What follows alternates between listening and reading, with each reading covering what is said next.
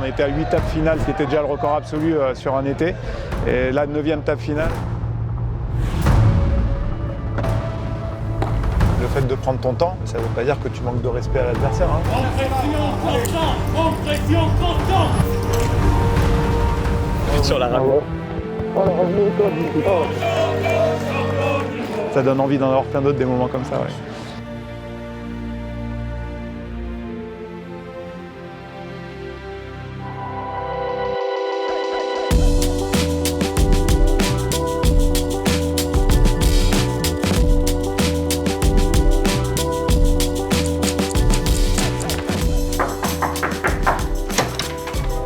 Salut. Salut Steph. Ça va? Ça va et toi? Ça va, ça va. On vient vivre ton Bienvenue. quotidien de coach. Yes. Alors c'est l'endroit où tu vis? Ouais, voilà, le Palms Place, ouais, ça doit faire la 4e fois que je viens ici là, depuis une dizaine d'années. C'est bien, c'est sympa, c'est hyper pratique, c'est à côté du Rio. Pour partir, pour faire des navettes, pour amener les mecs, aller les chercher au dinner break, tout ça. On est juste à côté du strip et tout, c'est impec. Raconte-nous, on a envie de savoir c'est quoi la vie de manager du team Winamax, c'est quoi ton rôle précisément? Eh ben, mon rôle, c'est de manager le team Winamax. Comme son nom l'indique, ça comprend beaucoup de choses différentes, à part de la gestion des contrats, pour commencer, avec tous les joueurs. La comptabilité, qui est un gros volet, puisque dans la gestion des contrats, il y a toutes les inscriptions au tournoi, ce qui est la majeure partie de compta que j'ai à gérer à l'année. Donc là, par exemple, à Vegas, là, depuis qu'on a commencé, on est sur quasiment 250 inscriptions en tournois différentes. Donc ça, c'est tenir cette compta-là, c'est assez chaud parce que bon, il y a besoin d'être précis, bien entendu. Et puis il y a l'accompagnement sur les tournois, bien sûr, pour les joueurs qui veulent un petit peu le côté coaching mental pour une fois qu'ils sont loin dans les tournois. Il y a la logistique des dîners. À Vegas, ça, c'est un truc qui est assez important, le fait d'aller chercher les joueurs, de les sortir un peu du Rio là, quand ils se payent 12-13 heures de jeu par jour. C'est quoi le programme aujourd'hui? Le matin, quand je me lève, je commence par passer en général entre 2h30 et 4h sur l'ordi, entre les sites draws, le récapitulatif de tous les tournois de la veille, la compta, tout aligné, voir tout ce qui se passe. J'essaie de me lever assez tôt pour pouvoir être encore dispo pour les Français, puisqu'il y a les 9 heures de décalage. Donc en général, je commence vers 7h30, 8h. Comme ça, c'est avant que les bureaux ferment en France. Et voilà, on a tous les chats ici. On a notamment ce chat là, qui est le chat des live events avec le Team Pro, où il se passe tout. Ma journée, elle commence comme ça. Je commence par annoncer à tout le monde en fait le programme du jour. Donc là, on voit les différents tournois. Par exemple, aujourd'hui, là, il va y avoir le 50 stack, là, le 1500, qui démarre à 11h. Il y a un tournoi de race qui démarre à 15h. Et puis, il y a la reprise où ils n'ont pas encore annoncé l'horaire du tournoi dans lequel Romain est en TF. Donc voilà, je mets les infos ici. Je mets qui est là dans les jours 2 ou les jours 3 ou en TF. Bon, en l'occurrence, c'était un tournoi sur 2 jours. Et avant d'avoir fait ça, j'ai été sur coverage sur Poker News, chercher donc le site draw avec le count, etc. J'ai créé une table pour Romain. On a un soft dans lequel en fait je crée des sites draw pour les joueurs où je les relie au profil random mob des adversaires. Donc j'envoie ça aux joueurs. Quand tu fais ces sites draw, tu les envoies aux joueurs, ça leur apporte quoi comme information? Ils ont les gains des adversaires, etc. Je pense que ça leur fait un peu gagner de temps le matin quand ils se réveillent, ils se lèvent, voilà, ils ont déjà leur table, ils savent, ils ont juste à cliquer sur le profil du mec pour voir à qui ils ont affaire. Bon là en l'occurrence Romain aujourd'hui c'est une table très relevée avec des joueurs très connus, donc il va pas apprendre grand chose de ça. Mais voilà, sur des tournois un peu plus avec des gros fils, des 1005 ou des 1000, bon bah des fois ils savent pas du tout, ils ont 8 adversaires dont ils ont jamais entendu parler, et du coup bah des fois ça peut donner une info intéressante de savoir que tiens un tel en fait c'est un gros grinder, ou alors un tel il a jamais fait un cash et on n'a aucune info sur lui quoi. Donc voilà. Explique-nous les autres volets de ton travail le matin, j'imagine. Non, donc les autres volets, bah là en ce moment, alors il y a pas mal de facettes différentes, mais moi là par exemple on est sur la Top Shark Academy là, qui a démarré donc cette semaine, et on est sur les corrections de la première semaine, donc vous voyez j'ai tout un tas de vidéos, donc on est en train d'évaluer puisque je fais partie des jurés de la Top Shark Academy. Ils ont une analyse demain à faire en fait pour la deuxième épreuve de la semaine. Moi je t'avoue c'est pas le plus optimal quand la Top Shark commence en même temps que Vegas. Bon, d'habitude c'est pas du tout aux mêmes périodes de l'année, donc là c'est vrai que ça rajoute un peu une charge parce que ça prend quand même du temps de tout analyser, de tout comprendre, tout ça, et puis d'échanger avec les autres membres du jury là-dessus. Mais voilà, bon ça c'est une autre partie des choses que je fais le matin. Même stack au début du coup, que chaque joueur va devoir jouer plutôt passivement post-flop. Tu peux nous montrer aussi la partie un peu compta dont tu parlais, comment c'est... Ouais, alors la partie compta, chaque début de journée, je reviens sur ce qui a été échangé dans notre chat, donc des live events. La consigne que les joueurs ont, c'est qu'à chaque fois qu'ils s'assoient à une table, ils postent leur seed draw et ils disent voilà, je participe à tel event, etc. Donc moi ensuite je récapitule tout ça, tout ce que les mecs ont joué la veille. Je rentre ça moi dans mon petit fichier ici Excel, enfin mon petit fichier qui commence à devenir assez gros maintenant puisqu'on arrive quand même à l'event 70 des brouettes. Et puis surtout là où il faut que ça soit cohérence avec la compta des WSOP. Donc avec eux je fais un check périodique à peu près tous les 10-15 jours. Je m'assure que voilà qu'on est OK sur les chiffres. Bon, il y a toujours une petite coquille à droite à gauche, ce qui parfois peut prendre pour une erreur des fois de $500, ça peut passer 45 minutes à trouver où est l'erreur et qui a pas joué quoi ou voilà. Ça va globalement, il y a des bons, des mauvais élèves. Vas-y, lâche-nous des noms là. Ouais, un mec comme Romain, il a fallu un peu le relancer de manière un peu assidue parce que voilà, il a tendance des fois à zapper de poster justement son seed draw, il va s'asseoir, il oublie de me dire qu'il a joué tel ou tel event et après c'est vrai que c'est un petit peu relou parce que c'est le genre de truc, pour m'en rendre compte, je suis obligé de tout réconcilier quand on est déjà, encore une fois, comme je disais, sur des dizaines et des dizaines d'inscriptions, il faut trouver l'inscription en question du tournoi qu'il a joué ou qu'il n'a pas joué, où il a oublié de me prévenir, ça c'est bon. Il y a lui qui peut oublier, Guillaume parfois il peut oublier, Pierre il y a une époque où c'était l'enfer au début, maintenant il est devenu beaucoup plus diligent avec ça.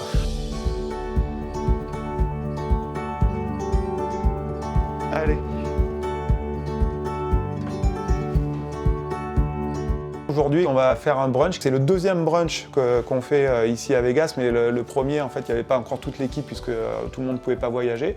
Donc voilà, on va aller là-bas. On a rendez-vous là-bas à 10h.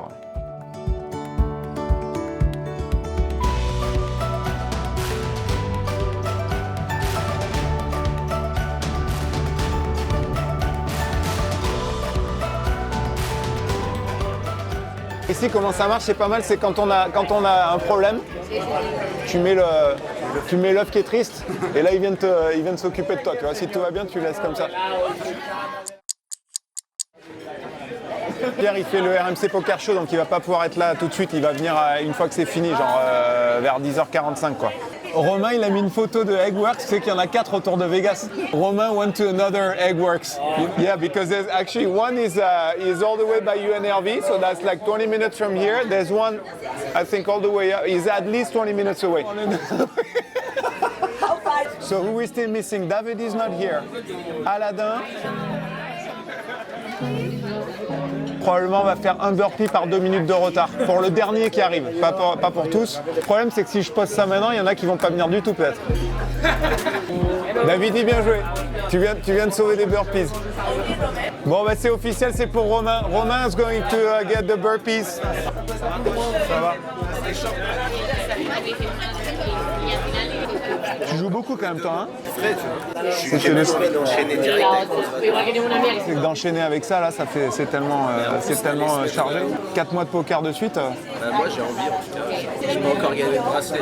Tu t'es reposé combien de fois là? Depuis le début là? Au bout d'un moment, ça peut être impactant sans qu'on s'en rende compte, tu vois. Le problème c'est que c'est dur de jauger, tu vois, vraiment comment on se sent. Mais ce qui est sûr, c'est quand tu enchaînes comme ça, avec 0 temps de récup, au bout d'un moment, c'est dur, quoi. Tu vois, t'es forcément pas au top de tes ressources, quoi. J'ai joué 3 mois et demi online de suite. Ouais, mais tu peux pas comparer. C'est encore pire. Ah bah non. Bah alors là, jamais de la vie. Tu plaisante. Online, tu joues 50 tournois par session. Là, t'en joues que 1. Ouais, t'en joues un justement, et t'es dans un environnement comme ça, t'as du monde autour de toi, t'as du bruit, de l'agitation, des trucs et tout. C'est même pas comparable en fait. C'est même pas comparable, mais je garantis que c'est plus fatigant de faire ça. Le truc, les dinner break, machin, les boss tours, rentrer à la maison, repartir, les allers-retours, les trucs online, t'es chez toi, t'es posé, t'as ton truc, t'as ton setup. Ça n'a rien à voir. Quand tu joues online, c'est bien plus intense. Parce que tu sais, genre là, ici, quand tu joues en live, peut-être tu peux prendre, tu sais, des fois, il y a 5 minutes, il se passe rien. On t'observe, ouais, il se passe rien, enfin t'es là quoi. Et puis chaque busto fait plus mal que quand t'es online. Quand t'es online, tu bosses, tu rouvres un autre tournoi. Ouais, vrai, là, quand tu busto, c'est maintenant j'attends le prochain tournoi, tu vois. Tu vois, quand tu joues online, tu joues 55 minutes de suite, tu vois. Peut-être tu prends une décision toutes les secondes. Ouais, c'est juste une autre fréquence. Mais encore une fois, je te parle en termes de ça, c'est une fréquence, c'est une gymnastique intellectuelle. Les séries, ça dure 3 semaines. Et enfin, j'ai l'impression d'être bien plus brûlé après 3 semaines de séries online que là. Ça, tu viens de le dire, il n'y a jamais des séries qui durent plus de 3 semaines. Là, ça fait 6 semaines que vous êtes mais dedans. non, mais parce que les séries, elles durent 3 semaines sur un cycle, mais là, il y a enchaîné sur... Plus que 5 semaines, c'est dur. D'accord. Bon, mais tu vois, ça c'est une putain d'info à utiliser même avec le live. Si tu sais qu'en live c'est 5 semaines, moi je vois pas trop pourquoi en live tu serais capable de tenir beaucoup plus que ça, quoi. Tu vois, il y a quand même des chances que ça s'applique aussi au live. Ouais, mais sauf que comme tu dis, c'est quand je joue la nuit et que je dors le jour, donc mon niveau d'énergie c'est compliqué, tu vois, à la fin je suis brûlé. Tandis que là je me réveille le matin et tout, je suis en forme. Ok. On verra comment je me sens, mais là, après, comme tu dis, peut-être que je vais pas... Non, mais je vais réfléchir à vraiment un questionnaire comme ça là-dessus pour vous tous. Et après, je sais que ça va être forcément subjectif, quoi, vos avis, tu vois, comment chacun se sent, mais comment vous envisagez la fatigue du live versus le online, quoi. Ouais.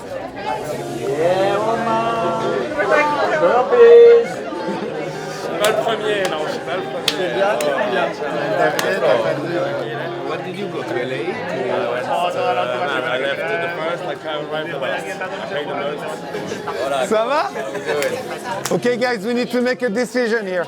How many burpees does he get? Because technically, it should be 15, but he was at another location at the right time. I think 10 burpees is good, right? I disagree with this, coach. One day I will be the last. I disagree. Who votes 15 burpees? 25. Okay, so who votes for 15 burpees? Oh, it's close. Okay, who votes for 10? Yeah, I think 6. Okay, so it's 10. 10 burpees it is. Au soleil, ça va être beau là. Il faut une belle. Whenever you're ready. And that's 1, 2, 3, 4. He's getting tired. 6. Oh, 7. 8. 9. That's short. Yeah! Good job. Very nice. Bravo, t'as géré. Oh putain, t'as les mains dégueulasses. Maintenant. No. That is like We've never seen him suffer a lot. very nice. Romain, viens avec nous, je vais te dropper. Allez. Ok. Bon, good. Ça n'a pas laissé trop de courbatures? C'est vrai, c'est pas mal, c'est pas mal. Là, j'ai beau regarder la table finale et comment elle est construite maintenant. Au bout de 15 minutes, ça peut être une situation inverse. Au bout de 45 minutes, ça peut avoir rien à voir. Mais... Parce que là, je t'ai mis, il n'y a pas de rideau. Hein. Moi, j'ai pris le truc comme c'était hier non, soir je et crois qu'il y a j'ai pas de rideau. éliminé les 3 mecs qui ont Il sauté. n'y a pas de rideau, je suis d'accord. en big blind. D'ailleurs, incroyable la dernière big blind. Mais bref, il nous restait 30 secondes. Du coup, moi, je pose anti-big blind. Et hop, le pro-pied, il prend son temps et il appuie sur le bouton vert 1 seconde après la fin du niveau. Et le truc fait top. Il a appuyé sur le bouton vert après. Fin de la journée, augmentation des blindes la prochaine main et tout. Je prends l'augmentation du coup alors qu'il restait 30 secondes. Ça, c'était un peu relou, mais bon. Ok. Patience, mine de rien. Même si c'est un turbo, je pense que l'aspect patient, il est important parce que c'est un tournoi où je peux tomber jusqu'à 3-4 blindes, toujours avoir de la fold equity. Si je double avec 4 blindes, je peux remonter rapidement à 2/3 de l'average.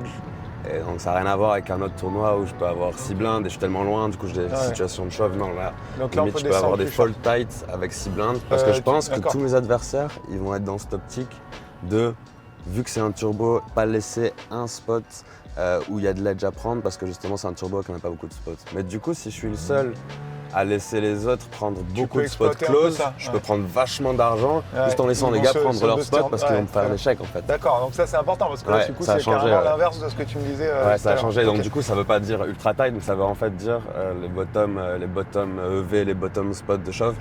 Par exemple, je me dis j'ai disons assis 5 off au bouton, 15 blindes, 16 blindes. C'est un shove complètement standard normalement aux 14 blindes. Mais là, je sais que les gens ils vont pas trop faire d'erreurs dans le call. Et si je fold, il y a environ 30% de chance que ça passe à tapis en bataille de blindes. Et donc du coup environ 20% de chances que je gratte un palier D'accord. et garder le truc. Donc ça en fait c'est une Ok. situation trop importante à prendre en compte. Et donc ça veut dire pas forcément toujours prendre le spot comme tu disais marginal qui va te ramener beaucoup d'argent sur le court terme. Tu vas peut-être des fois en laisser quelques-uns de Enfin côté. pas beaucoup du coup. Ouais. Ouais, De- c'est ça. ouais, C'est ouais. même carrément le contraire là en fait. C'est-à-dire tu veux les analyser et les mettre de côté ces spots-là, pas les prendre quoi. Parce que là par rapport à maintenant c'est clair qu'on est tous à 12 blindes, du coup je vais pas les prendre. Mais si tout à coup j'ai 7 et l'avant-dernier il a 12, là il faut que je le prenne. Parce D'accord. que ça D'accord. c'est les micro-détails mais c'est très important. Ok. De prendre mon temps avant chaque spot, même si ça a l'air évident. Même si ça a l'air évident, justement, un petit as de suité au bouton, ça peut avoir l'air évident. 14 blindes, mon cerveau, il peut vouloir shove en 5 secondes pour rep strong et faire plus peur, alors que non, ces 5 secondes, elles sont importantes, je pense. Pour, Ta routine, tu vraiment la Quand je- respecter, être rigoureux là-dessus. Ouais. Quoi qu'il arrive, tu prends le temps, tu fais Ouais. ton truc, tu te poses, tu cherches ta position. C'est ça. En plus, on est sur une table, vu qu'il y a vachement de bons joueurs, on peut être incité à vouloir faire des choses vite par respect ou par ah non, j'avais pas envie de slow roll un bon joueur et j'avais envie de lui montrer que je connaissais mes ranges ou quoi. Donc, être incité un peu à faire ces folds rapides, ces shoves rapides, ces calls rapides. Et ça, non, ça c'est que de l'ego et le temps, d'accord. c'est gratuit, trop important. Le fait de prendre ton temps, c'est pas forcément. Ça veut pas dire que tu manques de respect à l'adversaire hein, aussi. Tu vois ce que je veux dire? C'est Non, ouais, bien sûr, mais il y a des situations, Je par comprends très exemple, il y a bien des ce que gens tu qui veux vont te dire, regarder et vont faire ça, c'est un nitro, le machin. en aucun cas un manque de respect à l'adversaire. C'est plus, voilà, toi tu restes dans ta routine, dans ton process. Voilà. Et après, tu peux, en plus de ça, tu peux le justifier facilement puisque c'est exactement ce que tu es en train de déterminer maintenant. Donc c'est en aucun cas, tu vois, ni un angle shoot, ni un manque de respect du mec. Quoi. Sinon, ouais, kiff, hein. C'est cool d'avoir cette opportunité-là sur un tournoi où c'est un gros tournoi quand même, c'est le plus gros tournoi que je joue des buy-in, il n'y en a que 3 que j'ai joué à 10 000, donc c'est trop cool d'être dans ce spot. Et, Top. et ouais, gratitude, full gratitude. Pas trop fatigué? Non, franchement, C'est les burpees ça, qui t'ont redonné le jus nécessaire pour la TF. ah, franchement, il y a des bonnes vibes à la maison depuis le bracelet d'Alex, le deep run de Nico Dumont, des deep runs dans tous les sens. We're driving cars on a Mars tonight. We're blasting off to the stars tonight. We wanna go, go.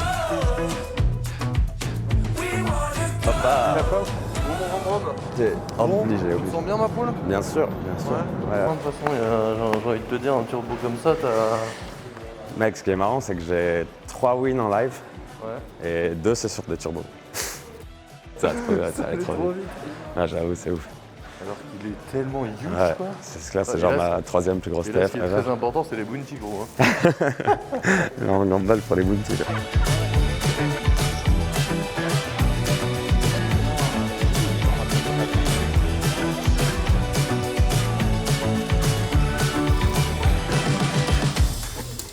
We're driving cars on a Mars tonight.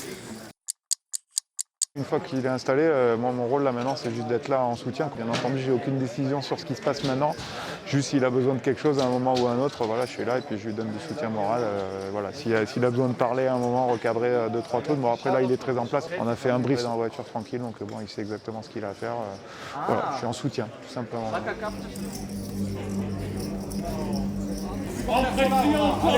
En pression constante. Allez Romain, allez Romain.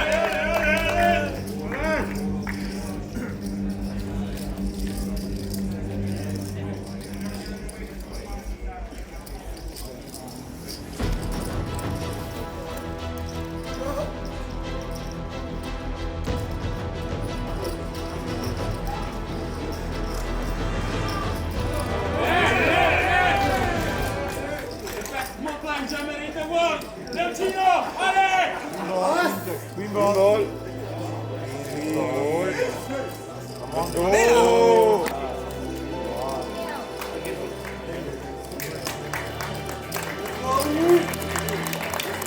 Te passe, Romain. Où te fucking passe. Allez, Romain, allez. Allez, Romain, Romain.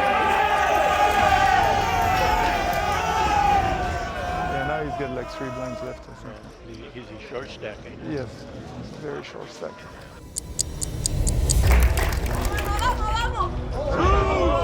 Heads up, guys. Chidwick just busted.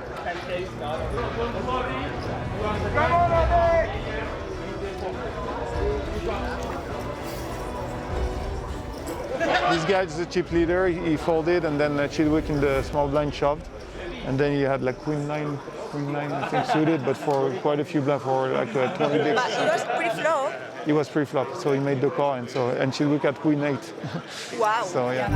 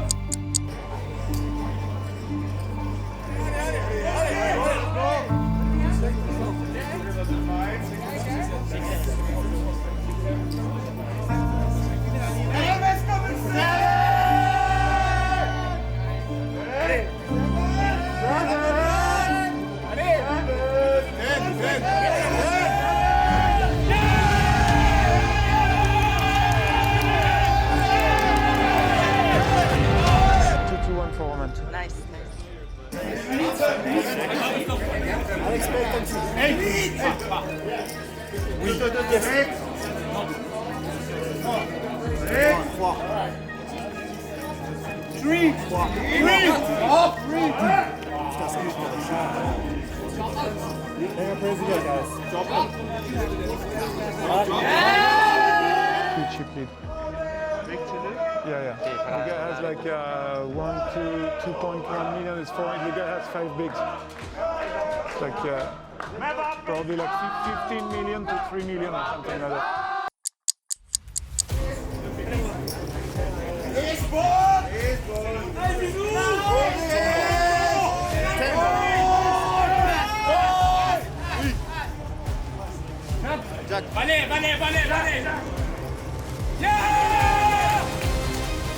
Allez.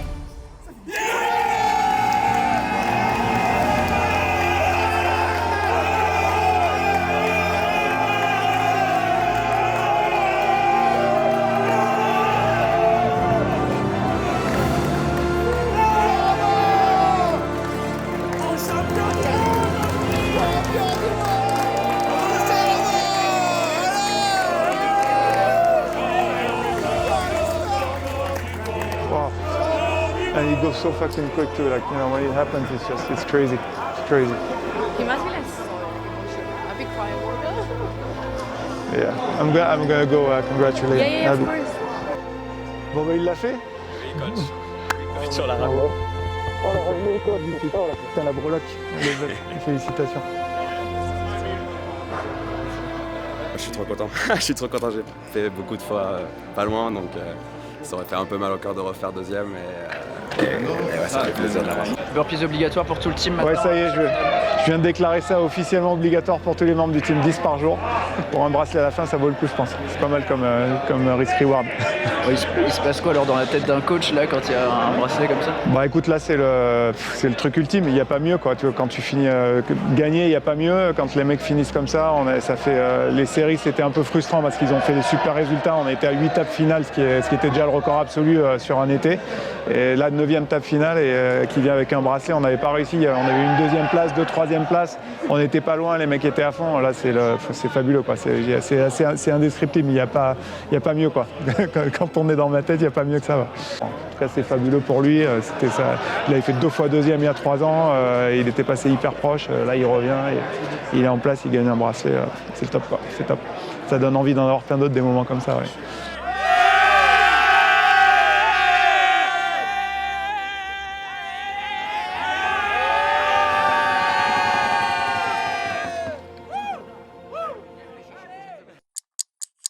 And I told my girl I'ma be up till the morning.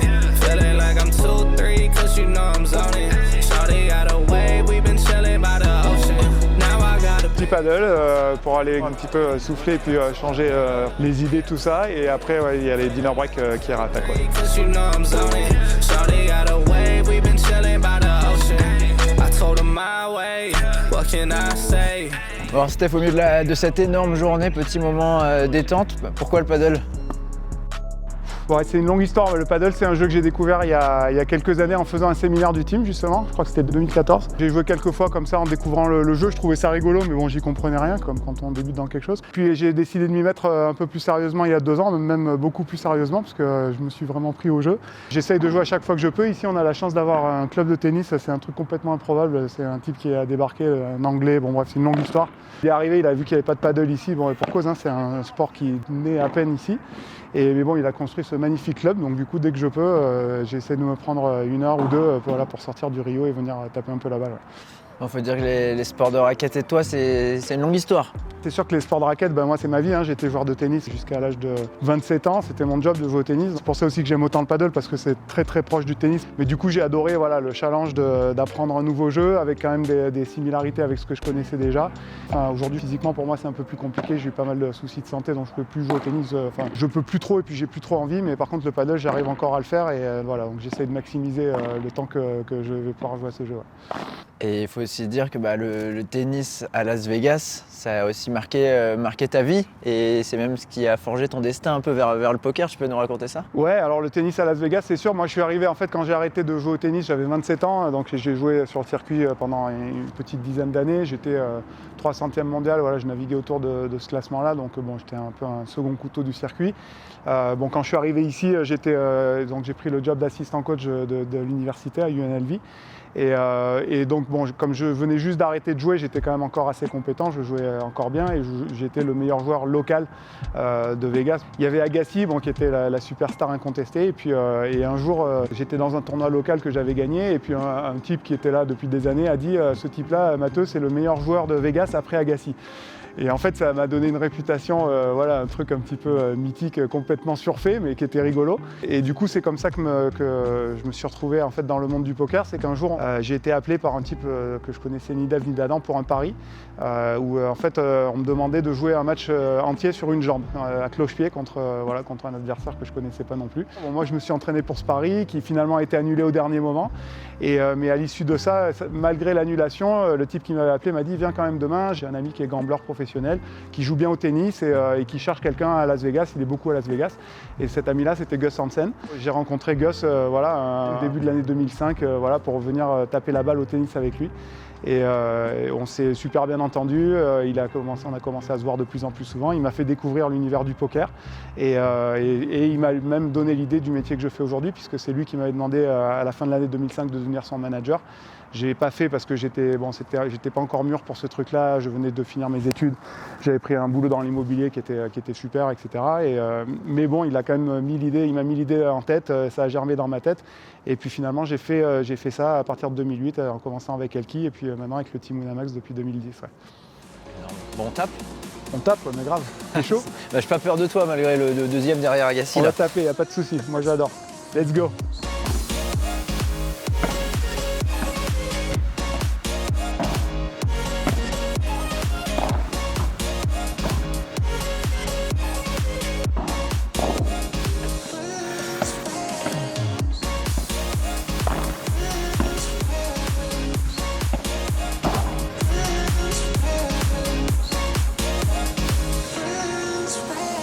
Bon, on va y aller, hein. C'est l'heure du dinner break là. Je me suis mis ma petite heure de paddle, c'était pas mal, hein. Une petite 1h30.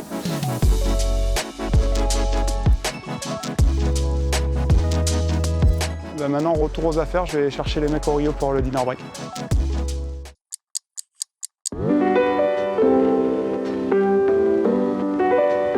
Là, je viens les prendre comme la pause dîner. Ils ont, selon les jours, ils ont 60 ou 75 minutes, donc c'est pas très très long. Là, aujourd'hui, c'est 75 minutes. Et l'idée, c'est de sortir du Rio pour leur faire prendre l'air, se changer les idées, faire autre chose, vu qu'ils ont beaucoup de poker déjà dans les jambes et ils en ont encore beaucoup après. Donc on est timé comme ça, je les attends au moment du break. Là, ils arrivent, ils montent tous dans la voiture, on part tout de suite vers un restaurant là, qui est pas très loin, qui est à 5-6 minutes d'ici. C'est Léo d'ailleurs qui nous a ratés. Et voilà, et ensuite on essaie de caler un dinner break où ils ont un petit peu de temps, ils ont le temps de se poser, d'être un peu confortables, de se ressourcer un peu avant de réattaquer et de reprendre jusqu'à la fin de la nuit, quoi. Ils ont le droit de parler poker ou pas? Ça dépend, mais là il y a Léo qui rentre, là vas-y. Léo, rentre, come in. Et ouais, non, ils ont le droit de parler de poker, mais bon, l'idée c'est vraiment justement de décompresser le plus possible, quoi, de se changer les idées. Donc voilà, ils parlent vraiment s'il y a des coups importants, des trucs stratégiques à aborder, mais bon, globalement, l'idée c'est vraiment de souffler un petit peu avant de réattaquer après, quoi. Ok. Well, we'll be back. Okay. Well, we have plenty of time. Like yesterday, we were back like so quickly, so should be okay. So now we need to be smart about this. She's gonna cut the lines. T'as entendu ce coup, Steph? La première fois, le type il joue pas une main pendant 3 quarts d'heure, il me réchauffe 45 blinds, 10 valets off. Je suis ITG, hein. J'open ITG, call, all in 45 blinds. Il n'avait pas joué une main. T'as quoi? J'ai 2 dames. Wow. J'étais pas hyper content, mais je lui allais pas folle de dames ici. Ok. 10 valets off, vient roi, dame 2, turn as. Oh non. Il a gueulé le type quand là c'est venu, genre truc. Oh la vache, énorme. T'as pas envie de bosser comme ça, hein? Du coup, t'as combien là du coup? J'ai 65. 65 000 et les blindes, vous êtes où? On va passer à 1005. Là, on va dans un bistrot méditerranéen. Ce qui est bien, c'est que c'est hyper rapide en fait. C'est bon, c'est qualitatif. Ça, c'est exactement le type de resto que Dave aime bien. C'est mieux que de manger dans la Poker Kitchen du Rio.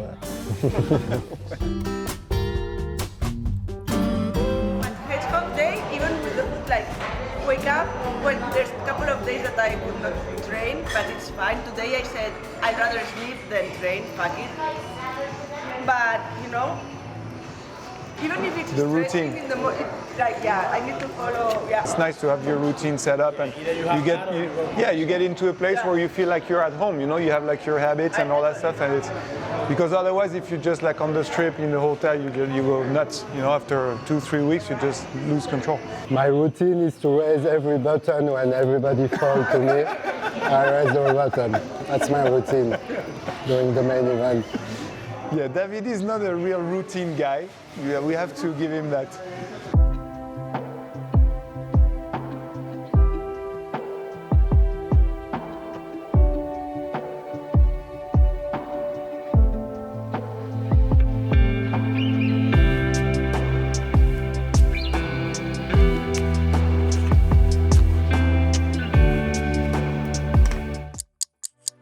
C'était une belle journée. Bah, écoute, et comme ça, on en veut d'autres. Hein. Ça va, on fait un reportage sur toi, il y a un bracelet, ça se passe pas trop mal. Bah, au niveau du timing, c'était pas mal. Il n'y a pas à se plaindre. Non, c'est de la folie. Tu te sens comment, toi, après une journée comme ça? T'es rincé, t'es excité? Bon, là, c'est un peu un mélange des deux, ouais, mais il y a forcément de la fatigue parce que ça fait plus de 2 mois que je suis parti de la maison, ça commence à s'accumuler, mais en même temps, c'est clair qu'une journée comme ça, il y a tellement d'adrénaline derrière, tellement d'émotions et de choses positives qui sortent de là que forcément, on est bien quand même. Quoi. Donc, c'est fabuleux aujourd'hui. Ouais. Quels sont les nouveaux objectifs pour le Team Winamax? Qu'est-ce qu'on peut espérer pour la suite? Il nous reste encore quelques tournois à Vegas. Ouais, on peut souhaiter en avoir un deuxième, pourquoi pas. Là, c'est vrai, on sent que ça a créé une émulation incroyable aussi avec tout le monde. Voilà, il y a eu une ambiance de folie, il y en avait plein qui étaient là dans le rail aujourd'hui. Ouais, j'espère que ça va leur donner des bonnes idées et qu'ils vont prendre le même chemin que Romain avant la fin. Ouais.